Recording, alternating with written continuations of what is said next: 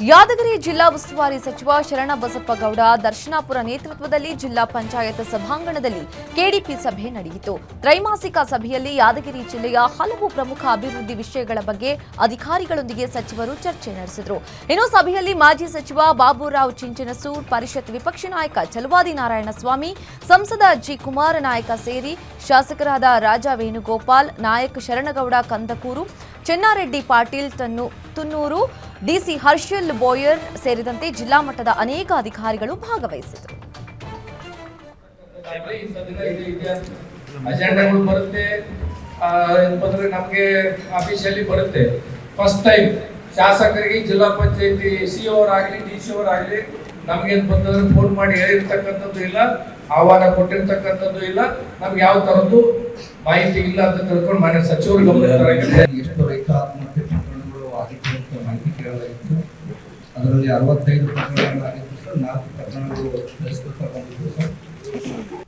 Total 43 ಅಂದ್ರೆ last year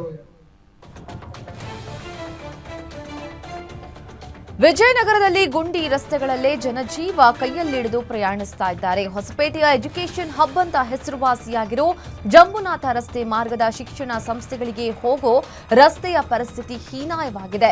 ಇದೇ ಮಾರ್ಗದಲ್ಲಿ ನಾನಾ ಹಾಸ್ಟೆಲ್, ಮೊರಾರ್ಜಿ ದೇಸಾಯಿ ಶಾಲೆ, ಆದರ್ಶ ವಿದ್ಯಾಲಯ, ಐಟಿಐ ಕಾಲೇಜು ಸೇರಿದಂತೆ 10 ಸರ್ಕಾರಿ ಶಿಕ್ಷಣ ಸಂಸ್ಥೆಗಳಿವೆ. ಇದೇ ಗುಂಡಿಮಯ ರಸ್ತೆಯಲ್ಲಿ ಪ್ರಯಾಣಿಕರು, ವಿದ್ಯಾರ್ಥಿಗಳು ಜೀವ ಕೈಯಲ್ಲಿಡಿದು ಓಡಾಡ್ತಾ ಇದ್ದಾರೆ. ಒಂದು ಹಿಡಿ ಮಣ್ಣು ಹಾಕಿ ಮುಚ್ಚೋದಿಲ್ಲ, ಜೀವಗಳು ಹೋದ್ರೆ ಯಾರು ಹೊಣೆ? ರಸ್ತೆಗಳ ಮೇಲೆ ರಸ್ತೆ ಹಾಕುವ ಬದಲು ಕಿತ್ತೋಗಿರೋ ರಸ್ತೆಗಳಿಗೆ ಡಾಂಬರ್ ಹಾಕಿ ಅಂತ ಸಾರ್ವಜನಿಕರು ತೀವ್ರ ಆಕ್ರೋಶವನ್ನು ವ್ಯಕ್ತಪಡಿಸಿದ್ದಾರೆ. ಹೊಸ ಡಾಂಬರ್ ರಸ್ತೆಯ ಹಣೆಬರಹ ಒಂದೇ ದಿನದಲ್ಲೇ ಬಟಾಬಯಲಾಗಿದೆ. ಬರಿಗೈಲಿನಲ್ಲಿ ಡಾಂಬರ್ ಕಿತ್ತು ರಸ್ತೆಯ ಕಳಪೆ ಕಾಮಗಾರಿಯನ್ನ ಸಾರ್ವಜನಿಕರು ಎತ್ತಿ ತೋರಿಸಿದ್ದಾರೆ.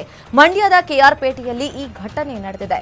ಪಟ್ಟಣದ ನೂತನ ತಾಯಿ ಮಗು ಆಸ್ಪತ್ರೆ ಆವರಣದಲ್ಲಿ ಕಳಪೆ ಕಾಮಗಾರಿ ಮಾಡಿರುವುದು ಬಯಲಿಗೆ ಬಂದಿದೆ. ಸುಮಾರು 27 ಕೋಟಿ ವೆಚ್ಚದಲ್ಲಿ ಈ ಕಳಪೆ ಕಾಮಗಾರಿ ನಡೆಸಲಾಗಿದೆ.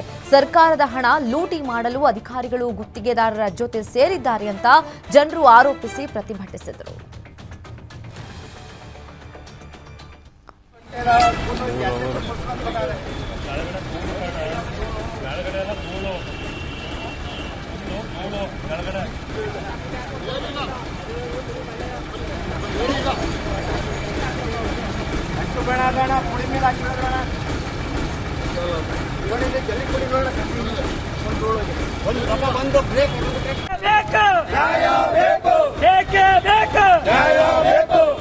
ಕಾಮಗಾರಿ ಮಾಡುತ್ತಿರುವ ಗುತ್ತಿಗೆದಾರರಿಗೆ, ಕಳಪೆ ಕಾಮಗಾರಿ ಮಾಡುತ್ತಿರುವ ಗುತ್ತಿಗೆದಾರರಿಗೆ, ಗುತ್ತಿಗೆದಾರರ ಜೊತೆ ಶಾಮೀಲಾಗಿರುವ ಇಂಜಿನಿಯರ್ಗಳಿಗೆ ಬೇಕೇ ಬೇಕು.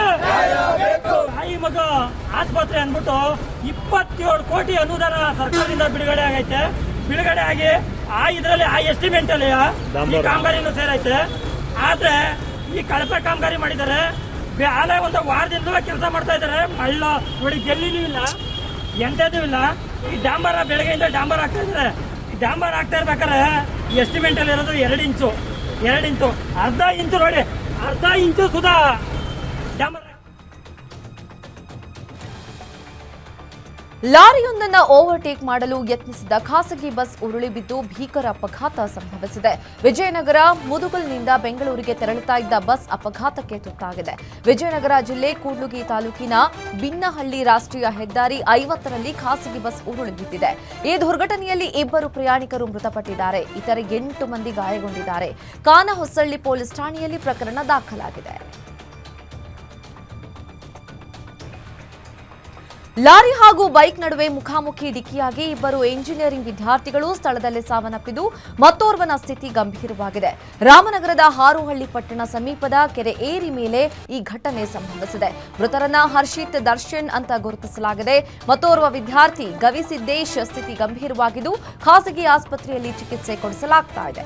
ಇನ್ನು 3 ದಯಾನಂದ ಸಾಗರ ಇಂಜಿನಿಯರಿಂಗ್ ಕಾಲೇಜಿನ ವಿದ್ಯಾರ್ಥಿಗಳಾಗಿದ್ದು ಒಂದೇ ಬೈಕ್ನಲ್ಲಿ ಹಾರೋಹಳ್ಳಿ ಕಡೆ ಹೋಗ್ತಾ ಇದ್ದ ಸಂದರ್ಭದಲ್ಲಿ ಎದುರು ಬಂದ ಲಾರಿ ಡಿಕ್ಕಿ ರಭಸಕ್ಕೆ ಬೈಕ್ ಸಂಪೂರ್ಣ ನುಜ್ಜುಗುಜ್ಜಾಗಿದ್ದು 2 ಸ್ಥಳದಲ್ಲೇ ಸಾವನ್ನಪ್ಪಿದ್ದಾರೆ.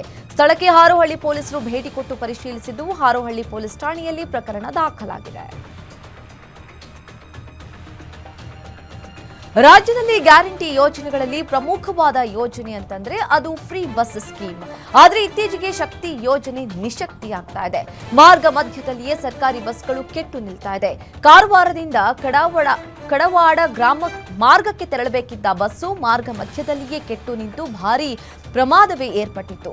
ಬಸ್ ಸ್ಟಾರ್ಟ್ ಆಗದೆ ಚಾಲಕ ನಿರ್ವಾಹಕ ಪರದಾಡ್ತಾ ಇದ್ದಾರೆ. ಇದರಿಂದ ಪ್ರಯಾಣಿಕರು ಸಹ ತೊಂದರೆ ಅನುಭವಿಸಿದ್ದು ಸರ್ಕಾರಕ್ಕೆ ಹಿಡಿ ಶಾಪ ಹಾಕಿದ್ದಾರೆ.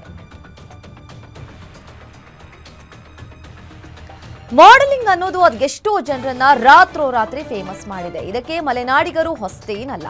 ಮಲೆನಾಡಿನ ಎಷ್ಟೋ ಯುವಕ ಯುವತಿಯರು ಮಾಡೆಲಿಂಗ್ ಕ್ಷೇತ್ರದಲ್ಲಿ ತಮ್ಮದೇ ಆದ ಛಾಪು ಮೂಡಿಸಿದ್ದಾರೆ.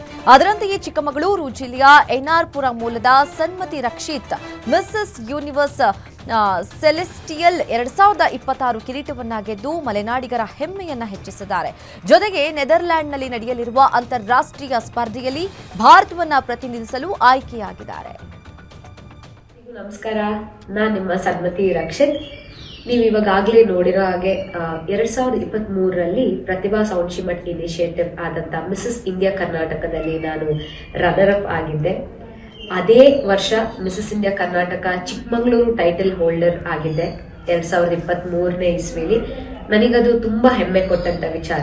ಯಾಕಂದರೆ ನನ್ನ ಜಿಲ್ಲೆನ ಕರ್ನಾಟಕದ ಮಟ್ಟಿಗೆ ಒಂದು ರೆಕಗ್ನೈಸ್ ಮಾಡಿದೆ ಅಥವಾ ರೆಪ್ರೆಸೆಂಟ್ ಮಾಡಿದೆ ಅನ್ನೋದು ನನಗೆ ಬಹಳ ಖುಷಿ ತಂದುಕೊಟ್ಟಿತ್ತು. ಅದೇ ರೀತಿ ಸುಮಾರು ಟೈಟಲ್ಸ್ನ ಆ ವರ್ಷ ವಿನ್ ಆಗಿದ್ದೆ. ಮದುವೆ ಆದಮೇಲೆ ಇದೊಂದು ಒಳ್ಳೆ ಪ್ಲಾಟ್ಫಾರ್ಮ್ ಸಿಕ್ಕಿತ್ತು ನನಗೆ. ಸೊ ಅದಾದ ನಂತರ ನಾನು ಆ 1 ವರ್ಷ ಗ್ಯಾಪ್ ಕೊಟ್ಟು ತುಂಬ ಟೈಮ್ ತಗೊಂಡೆ ಯೋಚನೆ ಮಾಡೋಕ್ಕೆ. ಸೊ ಅದೇ ರೀತಿ ಕೊನೆಗೆ ಡಿಸೈಡ್ ಮಾಡಿಕೊಂಡು ಇದೇ ಸೆಪ್ಟೆಂಬರ್ 6ನೇ ತಾರೀಕು ಬೆಂಗಳೂರಲ್ಲಿ ನಡೆದಂತಹ ಪ್ರತಿಭಾ ಸೌಂಡ್ಶಿಮಟ್ ಅವರ ಇನಿಷಿಯೇಟಿವ್ ಆದಂತಹ Mrs and miss India astral 2025 ಅಲ್ಲಿ ನನಗೆ